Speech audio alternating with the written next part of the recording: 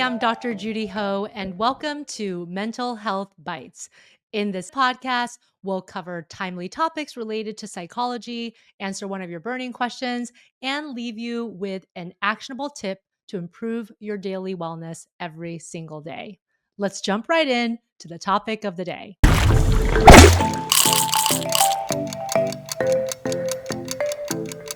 Today, we're talking about stop self-sabotage. Yes, this is my first debut book from a few years ago. And of course, this is a topic that is near and dear to my heart.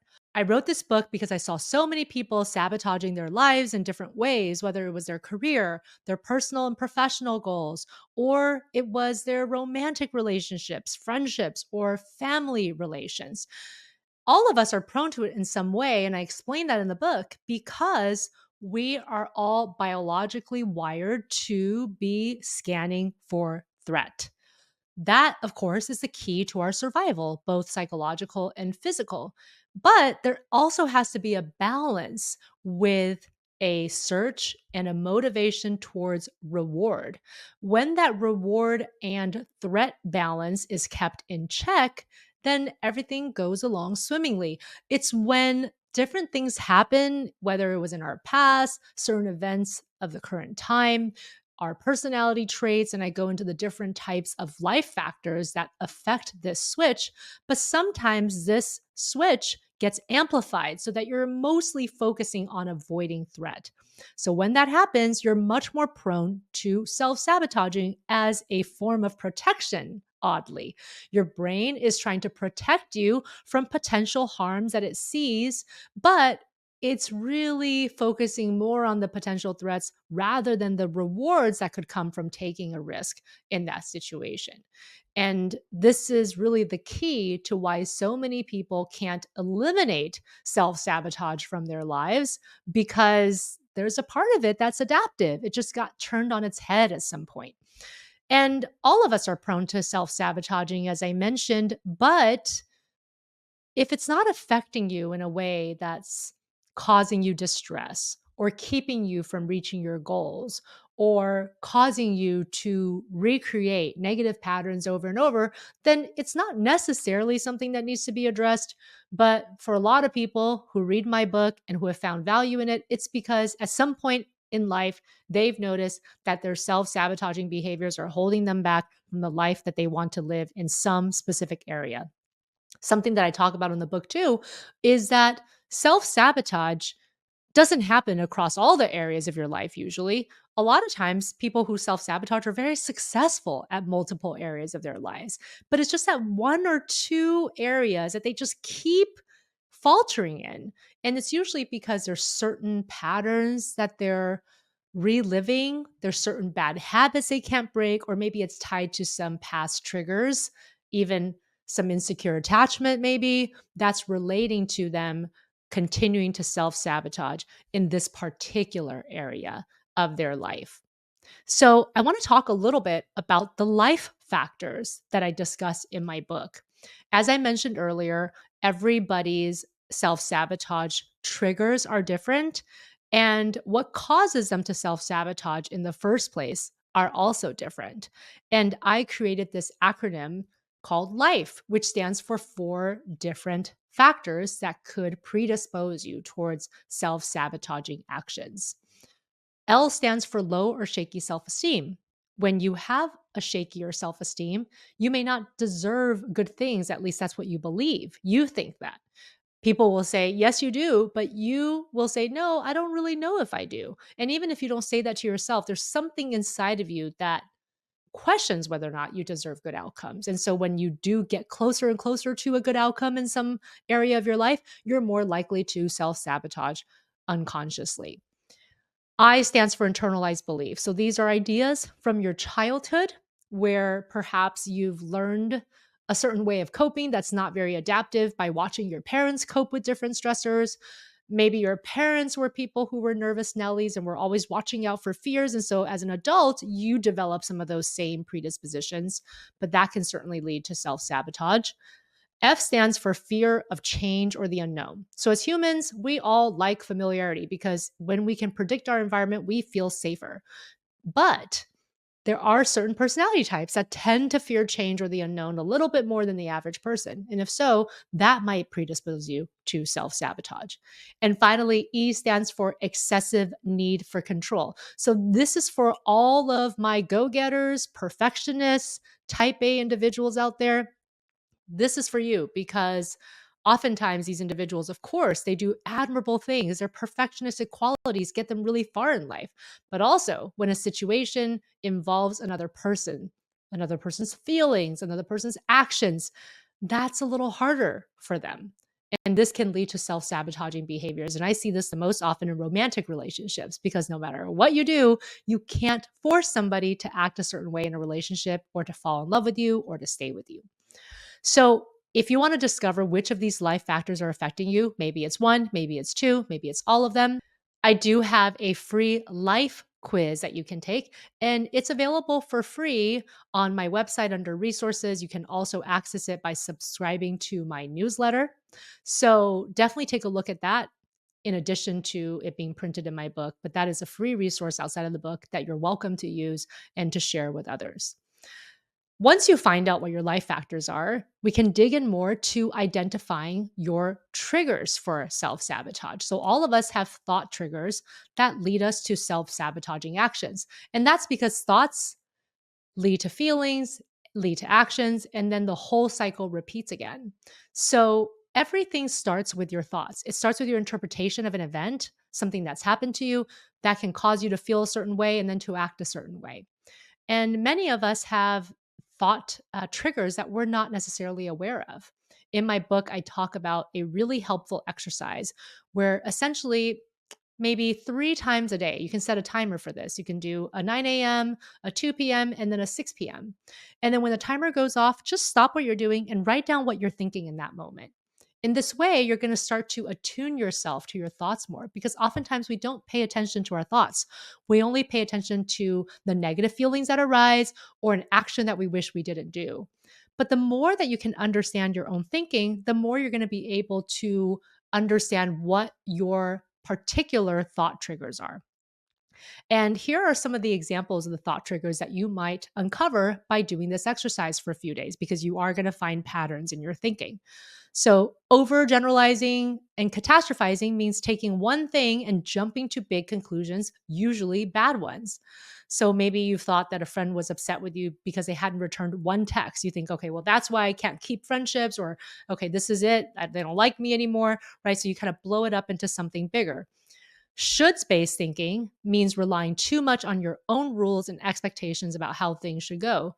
Like, oh, I should have been more productive today. I should have been a better friend in this situation.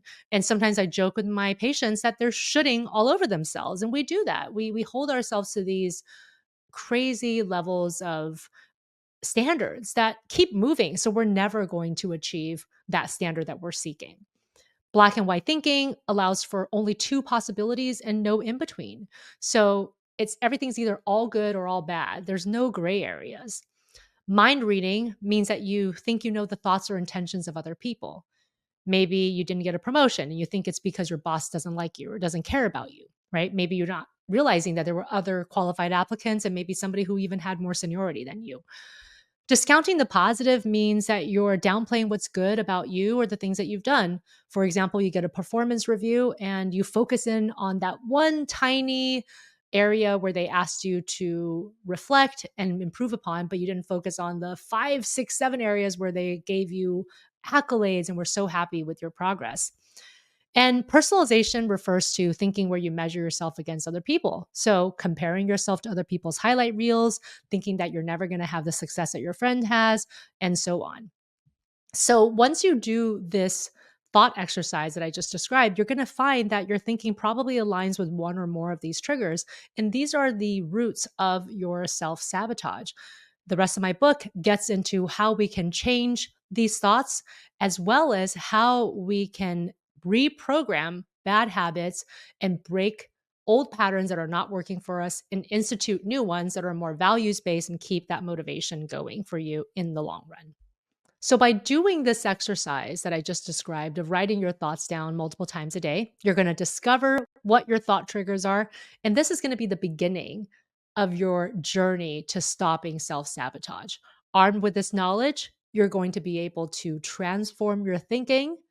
You're going to be able to break old behavior patterns that aren't working and then create a new vision of your life that is values based and will give you the motivation and willpower you need to succeed in anything that you want to do. I hope this primer was helpful for you. Now let's move on to the listener question of the day.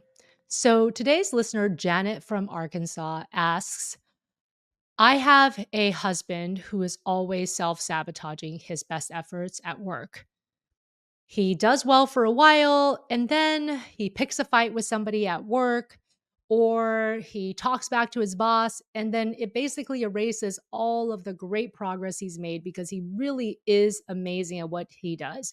How do I talk to him about this in a way that he won't be defensive towards what I'm saying? So, Janet, this is a great question. We oftentimes see self sabotaging patterns maybe in ourselves and also in the ones that we love. And it's especially difficult to confront somebody that you love because they may not be ready to hear it. And also, people do get defensive if you tell them that they're self sabotaging. So, I think that the best way to approach it is actually to utilize a technique that is used oftentimes in motivational interviewing. This is a type of therapeutic technique that has been applied to a lot of different concerns like alcohol and substance abuse, or when people are just stubborn about changing a bad habit that they know is bad for them, but they just can't get things moving in the right direction. So I think in the spirit of motivational interviewing, you're meeting the person where they're at. You're asking questions to pique their interest, to self reflect, and for them to realize that there might be paradoxes in the way that they are acting in their life, right? So, oh, you say that this job is really important to you. Tell me about why it's important to you and what you like about it. Okay, but you've also told me that this job has come with some challenges. Tell me about those challenges. Describe something that's bothered you recently and then try to reconcile the two. If you say this job is so important to you and yet you have these challenges, how do you think you should resolve that? What do you think is the best way forward? Right. So you meet them where they are because you ask them to reflect on what's going on. You don't pass judgment. You don't label what you're seeing. You're asking them to reflect on essentially two things that feel inconsistent. And in this case, it's this job is important to me, and yet I do things to incite conflict, right? You ask them to kind of put those together and say, well, what do you want to do next? What do you make of this situation, right? And you have to be patient. They may not all of a sudden have that light bulb moment and say, oh, yeah, you know what? You're right. I need to change my behavior today. They may say, well, yeah, but I don't know what to do about it. And maybe it's my boss's fault. They might just be passing on the blame in the first couple of conversations. And if that's the case, you meet them where they're at. You show them that there's a paradox there. You ask them to think about it, but you don't necessarily have to take action from that first conversation. But over time, if you continue to use these motivational interviewing techniques, it can really help somebody to open their mind to more insight development. And once they do say, yeah, I do want to make a change, or yeah, I do think that I'm cutting into my opportunities at work. That's when you can say, well, how can I help you with that? That's when you can be more active in a way that won't cause them to be defensive towards your assistance. So, hope that was helpful, Janet, and good luck to you. So, let's move on to the actionable tip of the day. So, as we've been discussing, sometimes your triggering thoughts can run rampant and cause you to behave counterproductively and act in self sabotaging ways, unless you try to capture them and do something to change them. Sometimes, though, the issue isn't wayward thoughts, but the power that these negative thoughts exert over your feelings and behaviors. Particularly when we let negative thoughts color our worldview and attitude, we inadvertently make that negativity synonymous with ourselves. Suddenly, the thought of, I'll never be in a healthy relationship becomes part of your identity, when in reality, it's just a thought. It's easy to forget in our daily lives that our thoughts are something we have rather than something we are. We get so committed that it can be hard to take a step back and truly question their validity or modify them. Sometimes there are major, potentially life altering stressors happening, which justifies some negative thinking. And at least in that moment, a particular negative thought might actually be true and hold water. So it's not really a distortion of reality per se. In these situations, instead of trying to force a change in your thought process, it can be really helpful to shift strategies to one that lessens the impact of those difficult thoughts on your feelings and behaviors. Cognitive diffusion is a concept that's coined by Stephen Hayes, and this refers to the practice of observing and distancing a thought from your mind. So you're telling yourself thoughts do not always have to lead to feelings and then progress to behaviors. In some cases, there doesn't have to be a direct relationship to feelings or behaviors at all. Just because you experience a self sabotage trigger does not mean that self sabotage is inevitable. Diffusion is an effective way to break that chain of events before it starts that downward spiral towards self sabotage.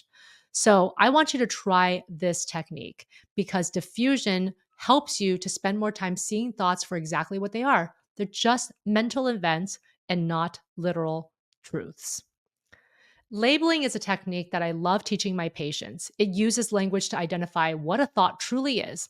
Again, a mental event that you have out of the thousands and tens of thousands of mental events you have a day. The message is you're an independent person having the thought, which is a separate entity from you. The thought is not you or an extension of you, and the thought is not having you. You're the person with agency, you're the person at the helm, and you know what your mind is doing at a particular time. So the next time you notice a negative thought, try adding the phrase, I'm having the thought that in front of it. So, for example, I will never get a job becomes I'm having the thought that I'll never get another job.